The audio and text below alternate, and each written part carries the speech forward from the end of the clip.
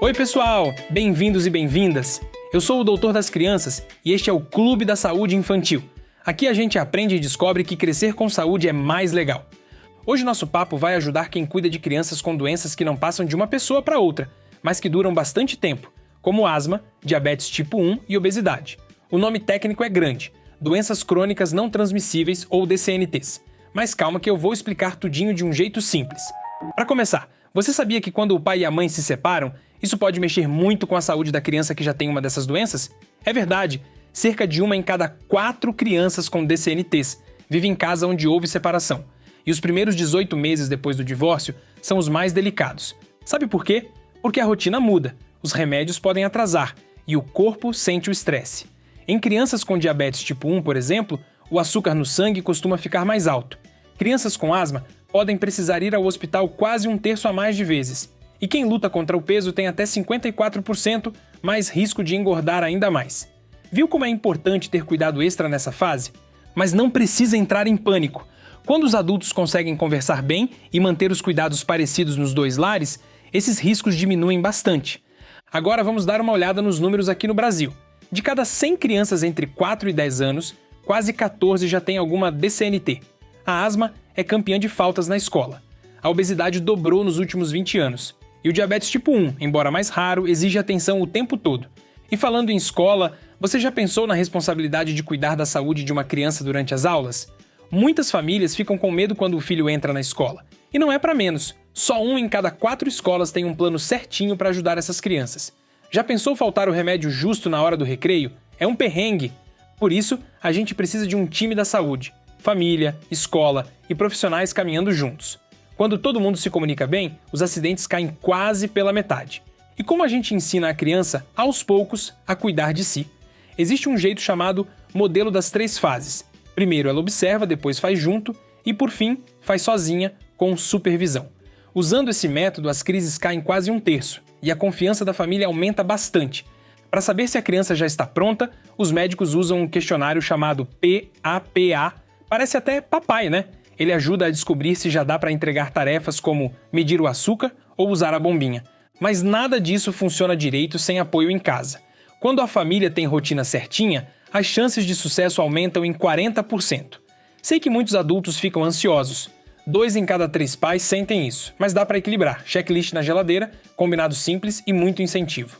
O Léo, amigo aqui do clube, contou que a mãe dele criou uma tabela com estrelinhas. Cada tarefa cumprida vale uma estrela. Funciona que é uma beleza. E a escola? Professores que recebem treinamento conseguem reduzir em 40% os incidentes. Eles precisam de um cantinho seguro para os remédios, saber o plano de emergência e reconhecer sinais de alerta. Infelizmente, menos de 1 em cada 3 professores aprendeu isso na faculdade. Por isso, capacitação constante é fundamental. Lá fora, existe o Plano 504, um documento que registra tudo.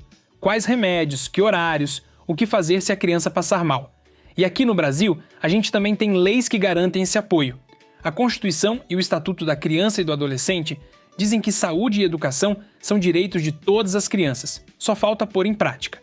Falando em comunicação, um caderno ou aplicativo compartilhado entre família, professora e profissionais de saúde pode reduzir quase pela metade os problemas do dia a dia. Já existe, inclusive, uma caderneta de saúde digital para ajudar nisso. A Nina, por exemplo, adora quando recebe uma mensagem no celular avisando "Hora da bombinha".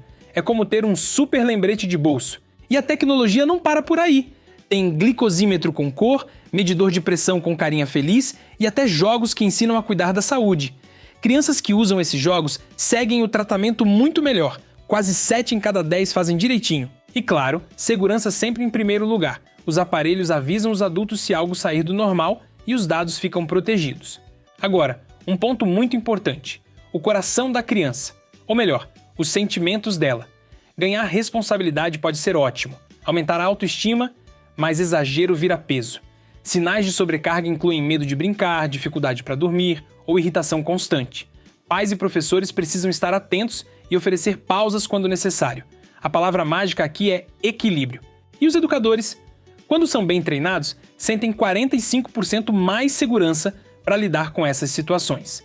Existem programas que até usam realidade virtual para simular emergências, e as escolas que adotam esses programas têm 38% menos ocorrências médicas. Muito legal, né?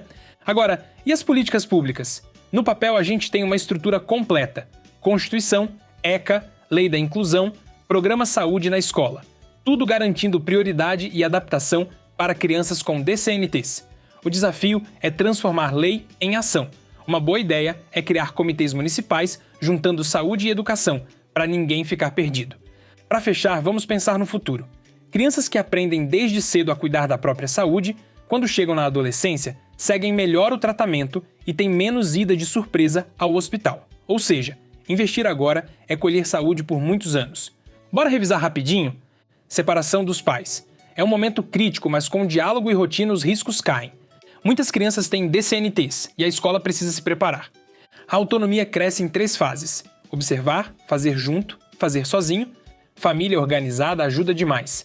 Escola treinada e com plano escrito faz diferença. Comunicação é meio caminho andado. Ensinar com brincadeira e leveza ajuda a criança a entender o cuidado. Tecnologia e jogos são grandes aliados. Emoções importam tanto quanto o corpo. Professores capacitados transformam tudo. Leis existem, falta cumprir. Autonomia hoje é saúde amanhã. Se você gostou, compartilha com seus amigos e amigas e segue a gente nas redes sociais. É só procurar @Clube da Saúde Infantil. Tem muito conteúdo legal sobre saúde esperando por você. Um abraço do Doc e até o próximo episódio.